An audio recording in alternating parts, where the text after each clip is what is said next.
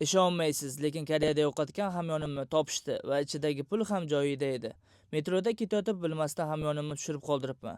Ichida kartalarim, ID va $100 pul bor edi. Odatda bunaqa narsalarni yo'qotsang, tamom. Uni qaytarib topish deyarli imkonsiz deb o'ylaysan, to'g'rimi? Ammo shunchaki bekatda turib qolgani bilan darrov stansiya xodimiga borib, yo'qotganimni aytdim. U kontaktlarimni yozib oldi va agarda topishsa, telefon qilishlarini aytdi. Lekin baribir ichimda shu pulimni qaytarib ola olmayman degan xayol bor edi. Oradan 2 kun o'tdi. Birdan telefonim jirilladi va ular hamyonimni topishganini aytishdi. Borib olganda eng hayratlangan narsam, ichidagi pul ham bir tiyin kam emas edi. Agarda metro yoki avtobusda hamyoningizni yo'qotib qo'ysangiz, vahima qilmang. Mana nima qilish kerak. Eng yaqin stansiyaga ofisga borib, Lost and Found xizmatiga murojaat qilish kerak.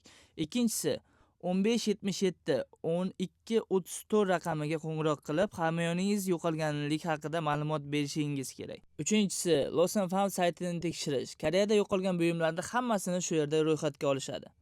Koreyada halollik darajasi shunchalik yuqoriki, yo'qotgan narsangizni hatto topib olish ehtimoli juda katta.